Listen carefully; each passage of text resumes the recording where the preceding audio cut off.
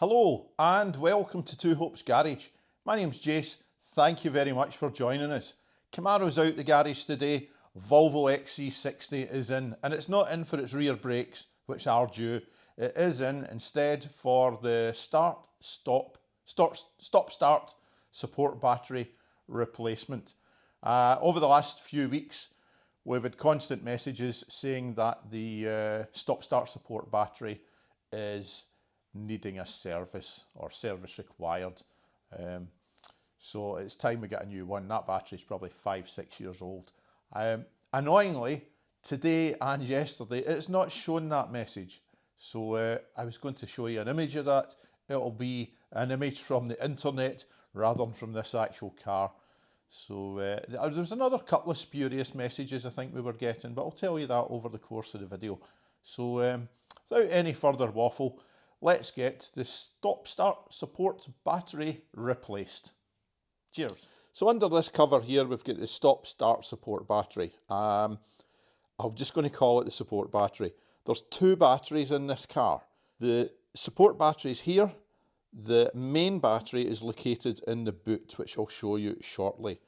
First of all, we'll remove these two 8mm bolts that secure the cover in place. Lefty loosey, righty tighty, remember that. They're actually pretty loose. And apparently pretty long. So there's one. Put that in a safe place.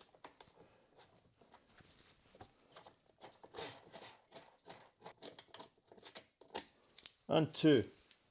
Again, pop that in a safe place. Once these have been removed, the cover simply lifts off. There's a wee lip at the back that fits under there. Just tilt it up and pull it away.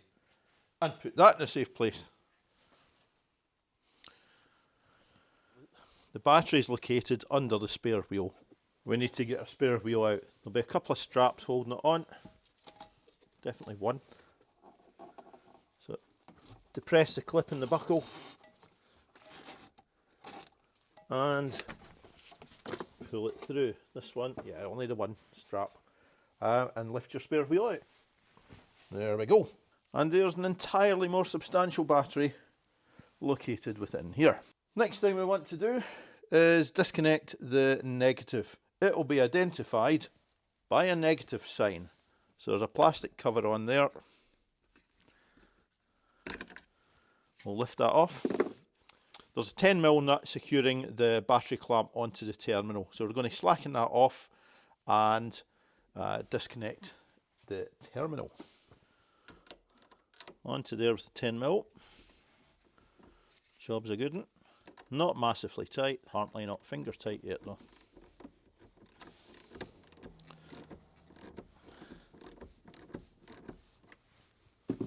That sounded like an old school 5-cylinder diesel Volvo making its way past the garage. Right, might have noticed some lights going out there. What we'll do with this is we'll pop a cloth over there just to stop any arcing and sparking taking place, because when you're working on the car, arcing and sparking is generally a bad thing. Actually, in life in general, arcing and sparking can be considered a bad thing. So back up to the front now and we'll disconnect the support battery. Now, as I was saying earlier, this hasn't been showing any fault messages for the last couple of days. It's been showing fault messages for a few weeks, and I'd done a voltmeter reading previously on the battery, and it was showing around about 10 volts, which is absolutely toast. So today I checked it, and yeah, obviously we've had no messages. Checked it today, set our voltmeter to the 20 scale.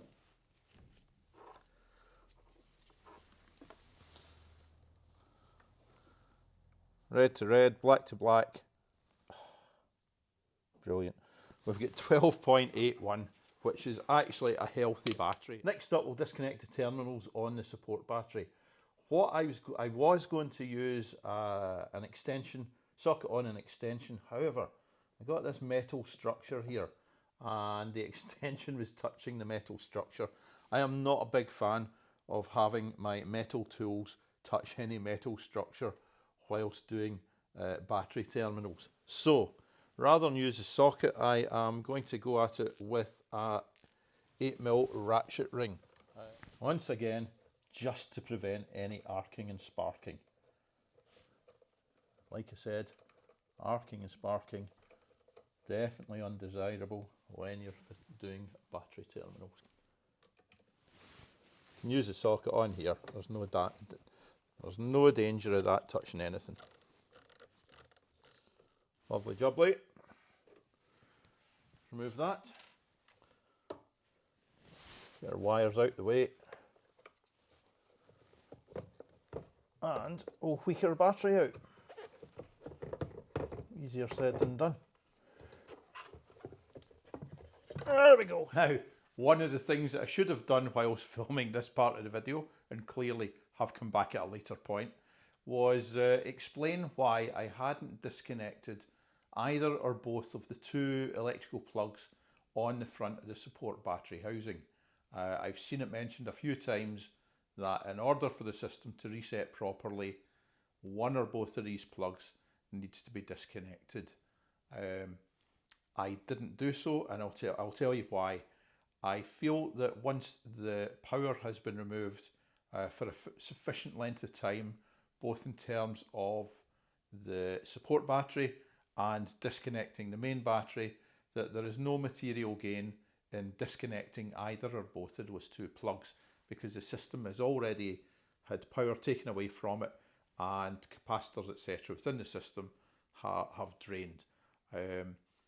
I feel that is sufficient a reset for the system, and taking those plugs off doesn't really make any difference.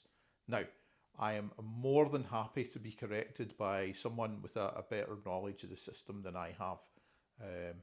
If you do, put it in the comments below as to why those two plugs need to be disconnected, whether it's a smaller support battery somewhere that I'm unaware of, or something else. Essentially, we're all here to learn. So yeah, if someone knows better, grand. I've driven the car since. The system seems to have reset fine. Everything's working. I was going to do, and probably still will, do an OBD reader reset on it as well, in terms of setting the battery life back to a set datum. I'll tell you why I didn't do that later on in the video. But anyway, on with the next clip. Cheers. So let's get our new battery installed, remembering to get your terminals orientated the same way as when they come out the car. Just put it in the same way it came out. So it's a wee bit tight getting in, but not too bad. There we are. There's no hold down device within there. That's done via the lid. So yeah, take note that there's no corrosion on your terminals. If there is, get rid of it. These ones are absolutely peachy. So we'll get this connected back up again. So 8mm screw or 8mm bolt. Start it by hand.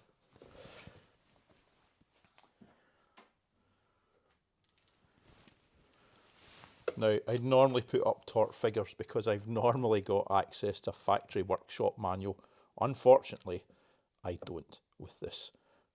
These are going into lead terminals, so make sure they're tight, but just tight enough that you're not actually going to strip the terminal. Likewise, let's get our negative on. There we are. Now, I've seen on various forums that when you're doing this, in order for the message to reset, you need to leave this for about a quarter of an hour. And I'm guessing that's to let the capacitors dissipate in order for you to lose your message. Now, lefty loosey, righty tighty. I've left this one a quarter of an hour. I've not had any. It's stopped doing the messages over the last couple of days. There we are. Just nip that up. So that's all tightened up grand. as you can see, that moves about a wee bit, but when we put the cover on, there's a little stanchion there that will help locate the battery. So pop the lip under there, pop it down. As you can see, I've cleaned it because I can't help myself, and we'll get our 8mm bolts on. Easy enough to start by hand. There we go. One in there. Fantastic. Give them a wee nip up with their 8mm. Again, I don't have the torque figures for these, but let's not go wild. Just nip them down till they're nice and snug. There we are. You shouldn't need a breaker bar or anything to tighten these up. They're only 8mm. So that's us done up the front end.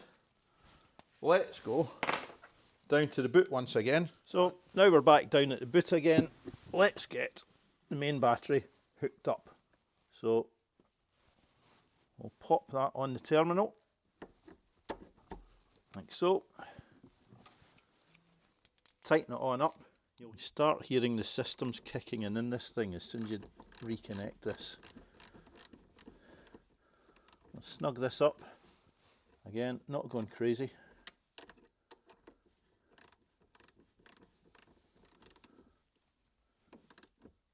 There we are.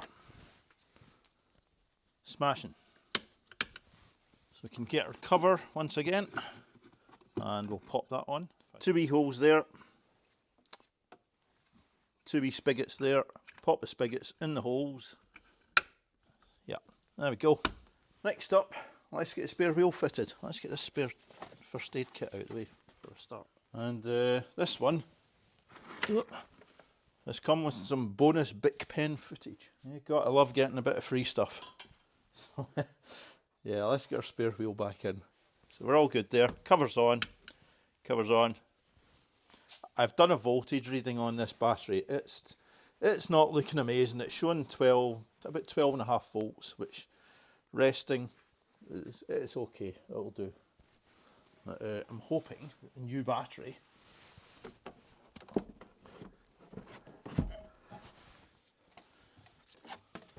will do what it's meant to do, and this is just surplus to requirements back there, and support the old battery. So with this strap, I feed it back through the buckle.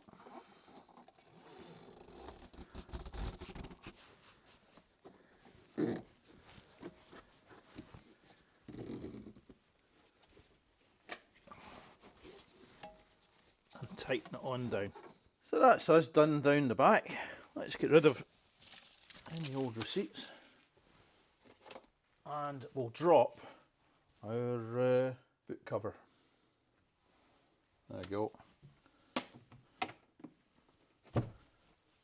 Done. One of the other issues that we'd been experiencing with the Volvo recently was we were occasionally getting a warning message up for the power steering assistance temporarily reduced. Looking into this, one of the things that can cause it is a disruption to the power. So since we've changed the battery over, we've not had any further issues with this. This is another sort of unlikely symptom that can be fixed by replacing your stop-start support battery. So that's the Volvo support battery replaced. I was going to do, and probably still will, do an OBD system reset on the battery. Essentially letting the car know that the battery's new and it can start its normal charging regime.